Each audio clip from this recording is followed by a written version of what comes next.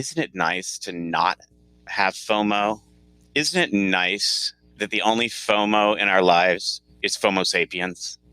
Isn't it nice that none of us have to worry that there's a party going on that we weren't invited to? I mean, I've gone out every night. I've gone out 8 nights a week, actually, for 25 years. I wouldn't trade the situation for the, nice, quiet time that I've had in a million years. Don't get me wrong. But there has been a sort of, I think, a turning inward and an introspection, certainly that happened in the beginning of quarantine. That's Bronson Van Wyck. He's a renowned event planner and the author of Born to Party, Forced to Work. I'm your host, Patrick McGinnis, and this is FOMO Sapiens, part of the HBR Presents Network. We live in a world of overwhelming options, and whether you're an entrepreneur, an executive, or just someone who wants to make the most out of your time and money, committing to just one thing can feel impossible. That's called FOMO, and it's short for fear of missing out. How do I know? Because I coined the term. Welcome to FOMO Sapiens, the show where I ask entrepreneurial thinkers how they make personal and professional decisions in a world of overwhelming choice. FOMO. FOMO. Once upon a time, in the not-too-distant past, people used to go to weddings, graduation ceremonies, fundraisers, and birthday parties. Back then, the power of in-person events was undeniable, and in-person events became a critical part of the marketing channel for brands that wanted to give their customers an immersive experience. That time, which seems so far away now, is known as 2019. And then starting in March 2020, all of these things ground to a halt and the great pause began. Now, way back during this golden age known as 2019, which was also season 2 of FOMO Sapiens, I was joined by Bronson Van Wyck, the founder of the leading events planning firm Van Wyck and Van Wyck. Bronson is the kind of man who puts together events that frequently show up in the newspaper or splash across Instagram. And as someone who had planned events for both presidents and queens, I'm looking at you, Beyonce, Bronson is the ultimate FOMO Sapiens. He even published a book called Born to Party, Forced to Work in 2019, and that title says it all. When the pandemic hit and everything got canceled, I actually thought of Bronson and wondered how this master of creating FOMO on a regular basis was surviving in the age of FOGO, or fear of going out. Today, Bronson's back to tell us how he made tough decisions at a time of uncertainty, and also how he's staking his claim in the emerging world of digital event planning. Plus, he'll give us some tips on how to throw better digital events. By the way, if you want to go back and listen to Bronson's episode, head over to Spotify, where I've created playlists of past episodes based on themes like entrepreneurship, productivity, and mission-driven businesses. You'll find Bronson's episode on the Best of playlist alongside some of my other favorite guests. So head over to Spotify, search for FOMO Sapiens, and check it out. And while you're there, I'd love it if you'd leave me a review. Also, stick around for the faux moment of the show when I'll be joined by Alan Shamo, a Miami-based mentalist who, like Bronson, has reinvented himself. When he realized that he could no longer read minds in person, traveling the world on cruise ships, he moved the show online and now does private and corporate events over Zoom. I recently went to one of his shows, and I had to bring him on FOMO Sapiens because his story is inspiring and he's pretty amazing. I love the creativity, the grit, and the talent. And now onto the interview. Since I remembered that Bronson had effectively steered his business through massive headwinds during the 2008 financial crisis, I wanted to start our interview by getting a sense as to whether he came into 2020 with a contingency plan in place for another Black Swan event. The short answer to that is no. I don't think any business, particularly a small business, nothing about their business plan prepares them for 18 months with zero revenue. That's not a going concern. And so, no, we didn't plan for this. In terms of the pandemic, I mean, I don't sit around thinking about apocalypse or disaster scenarios or asteroids or earthquakes or anything like that.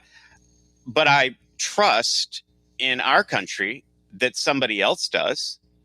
And I trust not that things can't happen, but I certainly trust that if they do happen, the United States of America is the country that responds to them more quickly, more efficiently, more effectively, more powerfully than any other country.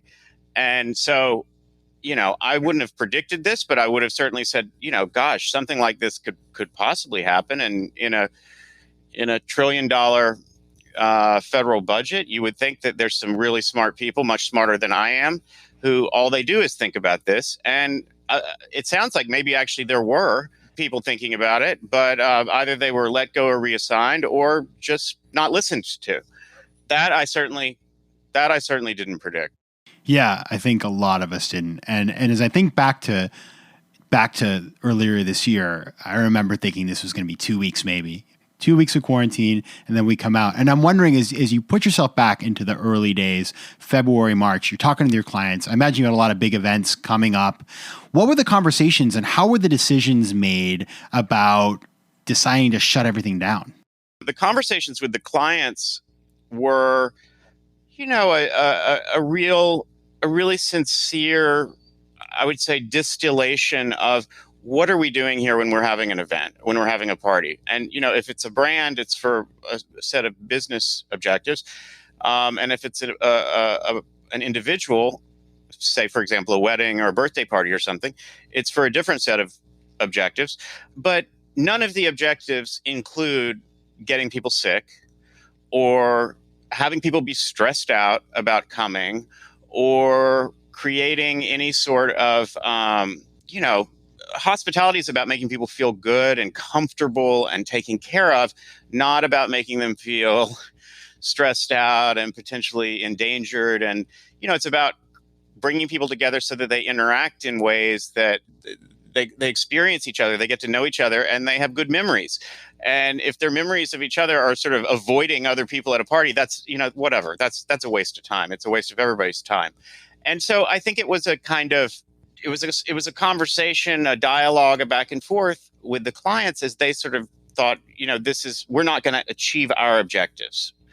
And for a fashion brand, I mean, they don't want to be the Typhoid Mary of 7th Avenue. They don't want to be the ones who have the really cool, really chic party that, 10 days later, 40 people test positive for COVID from. They'd never live it down. So in some ways, those were the easy conversations. In terms of our internal conversation, I think that I didn't really know what to do. And I guess I'm pretty non-alarmist. And my feeling was, this is just, it's the flu plus. And then I saw that Oval Office address. It was like 9 minutes of complete incoherence. I've never heard anything like that from a president. And it made me, I turned that thing off and I said, you know what? Nobody is leading us right now. Nobody's leading us. Nobody's taking care of us. We have to take care of ourselves. And so I went in literally the next day, and we said to everybody, we're leaving this office at 3:00 today, and we are going to self-quarantine and I wasn't worried about us in the office, actually. I was thinking about, we have a duty as citizens, as part of a larger community, to flatten the curve. And so you close down operations. Obviously, your clients are not doing events because, number one, it's illegal. Number two, it's immoral. Number three, there's no ROI. So your business disappears overnight. You have to restructure. So as you've done that, what has been your guiding principle about how to get through this period of time?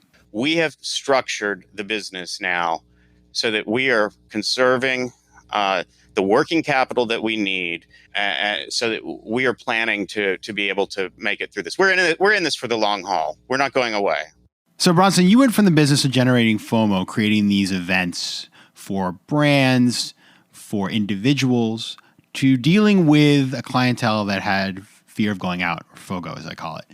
And you had to pivot your business into a new direction. So I would love to hear the kinds of things that you're doing now in this new age. How have you pivoted to digital? I really do believe that hospitality is real and virtual doesn't cut it. And we can do everything we can do, but I don't think it holds a candle to the real thing. So we have been figuring out ways that in a safe, completely hygienic way, we can incorporate the real into the virtual. For example, we had an event a week or two ago, and we had a Michelin star chef, and she did a cooking class. And this was a tight group of friends, like 26 friends who would have been together for somebody's milestone birthday, who loves food. So we put together the entire ingredient list, everything you needed in the recipe, packaged it in a very sanitized, careful way, and delivered it to each of the 26 people. So they got to do a cooking class with the ingredients, with the chef, and all learn how to do something together. They had a wonderful experience. We had another party where we worked on a virtual event. Again, this was also a birthday party, and the girl. It was a significant birthday for the girl. She's named after a song, after a line from a song, and so we went and got the artist from the 80s who had sung the song, and she came on and sang the song. Now, that sounds like a crazy, extravagant thing to do, right? In quarantine, it's not, because the talent, they're like the rest of us. They're sitting around. They're not getting to practice their craft, their art, and they probably, they're taking a hit on their revenue at the same time. So to get an artist, even an A-list artist, right now to do something from their living room for 10 minutes is actually really cheap. All right. If you've ever wanted Lionel Richie to sing at your virtual birthday party, this is your moment. Now, Bronson, having done these digital events and putting a lot of thought into design and elevating the digital experience, are there things in the experience that you think are better than the in-person events? The only thing I think that's better about a digital event is that you can be more inclusive, and you have to be a real jerk to not let somebody on your Zoom. Okay? I mean, you may not want someone to invite someone to your party. You may not want to buy their food and wine and everything all night. I get it. So you can't invite everybody to everything. But I think you certainly can allow them to log in to Zoom. So, that's been nice. And I've seen, I guess I've seen groups of people who have, and this has certainly been the case in my life. There are groups of people who I love, who the crush of life. I mean, the busyness. New York is one of these places where you don't actually have meals with the people you love the most. You have meals with people that you have to make plans with, because you have to make plans. But it's really weird to call your best friend and say, "Hey, I'm looking at the calendar here. You want to have dinner on August 14th?" They're like, "Yeah, jerky. Like, where's this coming from?" But you have no problem making an August 14th plan with somebody who you might have dinner with twice a year. So your whole life gets sort of built around these almost appointments, right? And so I think that what's been really nice is that's all been stripped away. And I have a group of friends, some from high school, some from college. We all sort of spent time together in New York in our 20s, and we've all been Zooming at least once a week. And it's just so fun to have the old gang together. And, sometimes other people join us if somebody's around or whatever. And that's really nice. And I've had some book clubs that have been amazing right now, because we all have time to read again.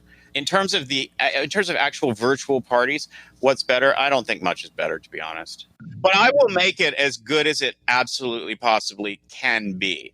And we have figured that out. And we've at this point, we've probably done more of them than anybody else. I mean, we've done dozens over the past 10 weeks, and we do have it down.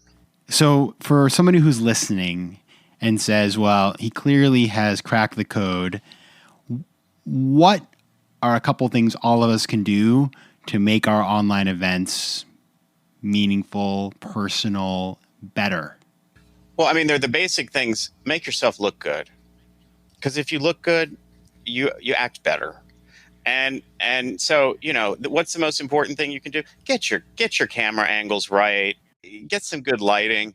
I think what makes these things really fun is some kind of shared experience of preparation.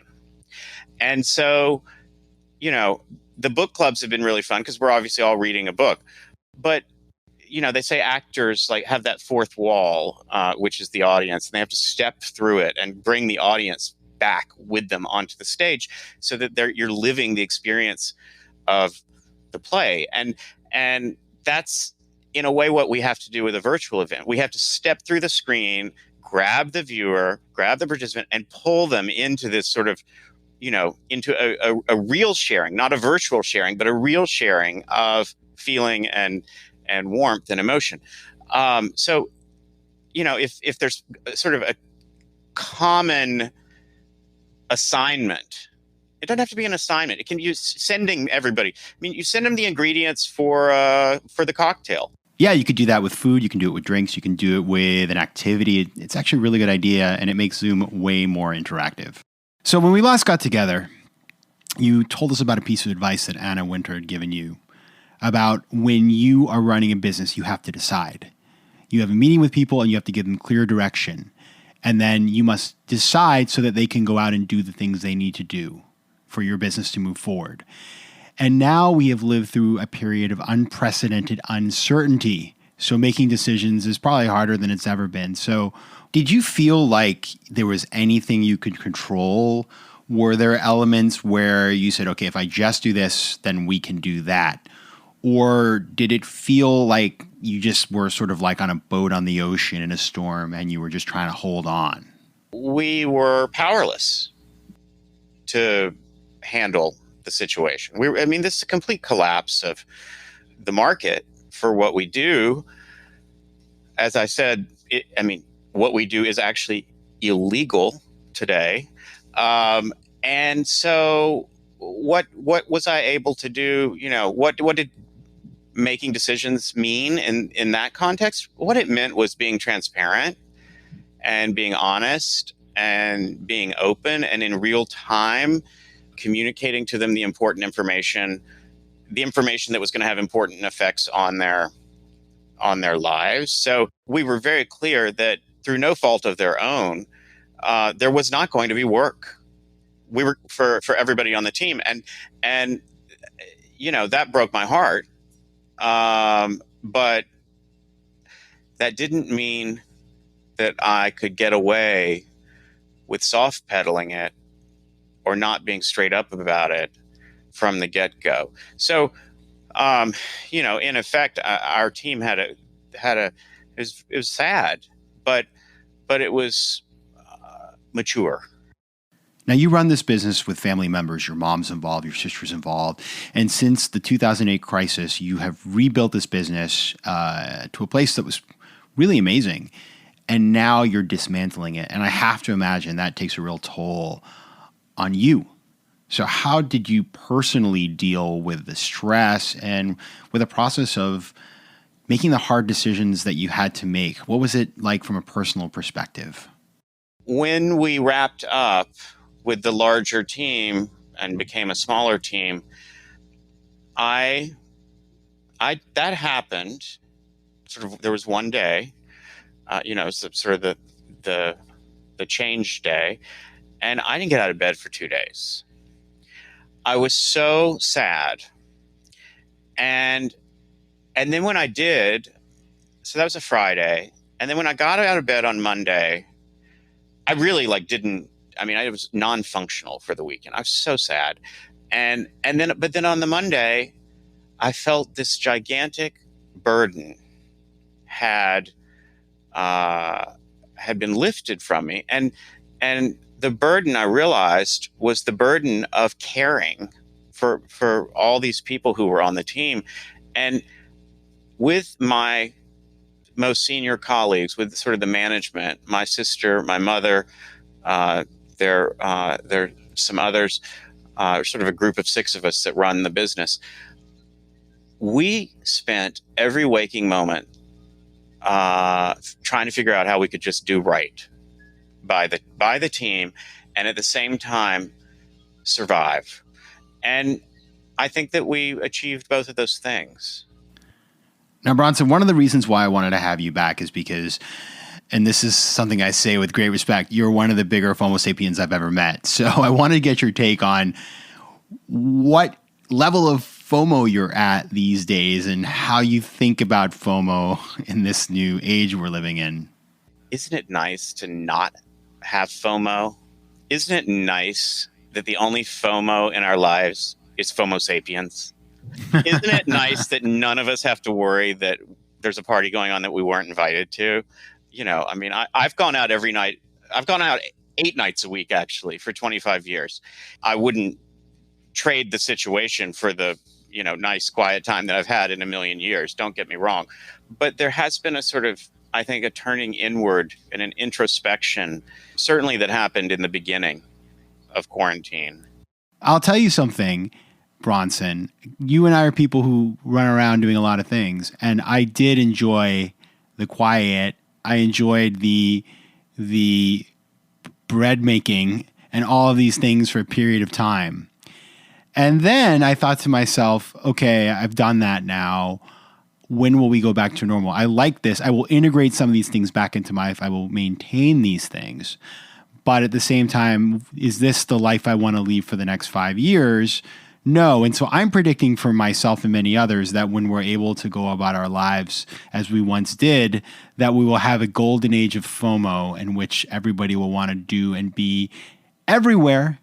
And that's okay, because when you have FOMO, it means there's something to miss out on. I agree 100%. I am sincerely hopeful that you were right about that. Bronson Van Wyck, author of Born to Party, Forced to Work. Thanks so much for being here. Patrick, thank you. Thank you. Stay safe and stay healthy. Wear a mask when you go out. And don't go to too many parties. Okay, don't you worry. I will not be. FOMO. And now it's time for the FOMO moment of the show, and I'm joined by Alan Shamo, a mentalist, that's a mind reader, who had to pivot online when his business performing on cruise ships and in retirement communities got shut down for the foreseeable future. In fact, Alan was supposed to be on one of those infamous cruises that got stuck offshore for weeks at the start of the pandemic, but lucky for him, his contract was canceled. But while he was happy to have missed that one cruise, he still had to figure out what to do next, and his answer was to take the show online. I recently caught one of Alan's shows, and if he had stopped at any point in the performance to read my mind, he would have seen that my mind was completely blown. It was pretty amazing. So I asked Alan to come on the show to tell us how he does it, and I started our interview by asking him how he decided to make the shift to digital. I immediately understood that, there's something, I have to do something, there's not going to be any more events anywhere for the perceived time. We don't know for how long, we still don't know for how long. So there has to be a solution for this, and online was the only thing that I can think of. We have the technology, and entertainment will continue. People need to be entertained. So I thought, okay, let's see how can I read minds through the screen. And then I started going through all my material and scratching off everything that needs me to be physically with somebody, to actually hand a prop to a volunteer, or ask them to write something and me grabbing it back, or choose a card. It's out of the question. You cannot physically choose a card, but you can mentally think of a card.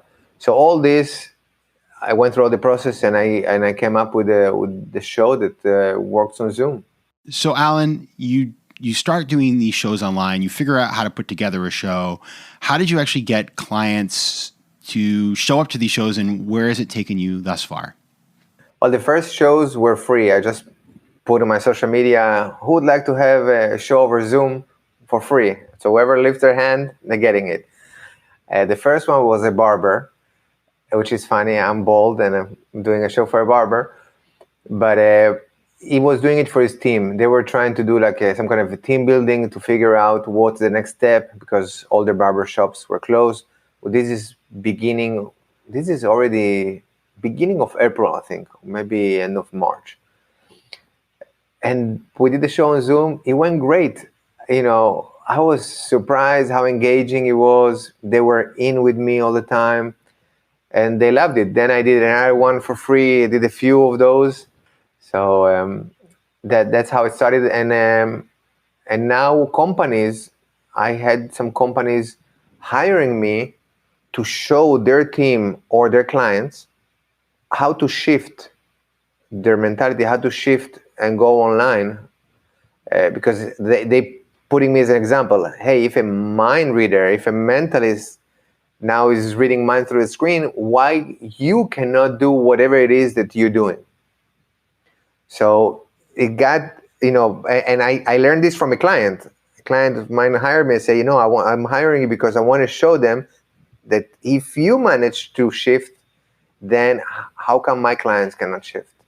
And Alan, for people who are listening who say, I don't know how to move online, and maybe they've got a business like yours where it's not obvious to move online, what's your advice to them? Well, I'm not an expert, but I became a mini expert in the past 3 months through all my search and learning and creating a studio at home. I have a full studio, which I started from scratch without knowing anything, and just by learning and watching a lot of YouTube.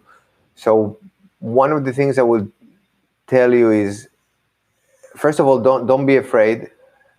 It's not that complicated. You can do it on a budget, and it's the new reality, and we need to be able to adjust. I'm actually now, because of that, there's so many entertainers and speakers that are thinking about doing that. So I'm putting out there some content and some videos just to help them with what I learned. And again, I'm not a big expert, but I already got some experience. What would be my advice? Go to your clients, to your past client, to your list. Don't try to go too far, and start calling them or sending an email and saying, hey, I'm willing to do this and that for you. Let's put together a show or happy hour for all your clients. Because what I realized, that every show I do online brings me another show more than the shows I used to do on land. Because now people, because it's all new, they are afraid to hire somebody they don't know, and they prefer to hire somebody that came from a recommendation from somebody that actually experienced it. So start with a few freebies with your close friends, with your family. Do a show for your family and friends at the beginning, and start ironing it out. That's the best advice I can give you. Your existing client is often your best client. Thanks so much for being here, Alan Shamo. Thank you. You can find Alan on Instagram at Alan Shamo. That's ALANCHAMO. And you can see some of his virtual work at his site. That's alanshamo.com/virtual-show. FOMO. And that's the end of another episode. If you have an idea, a story, or a question, you can find me on Twitter at PJ McGinnis, on Instagram at Patrick J. McGinnis, and at www.patrickmcginnis.com, where you can also take the official FOMO Sapiens diagnostic and find out if you're a FOMO Sapiens. FOMO Sapiens is part of the HBR Presents Network. Theme music is by Mike McGinnis, and editing and post-production is by Josh Elstrom. If you like today's show, please be sure to rate it and recommend it at Spotify and at iTunes. And as always, you can find me at patrickmcginnis.com.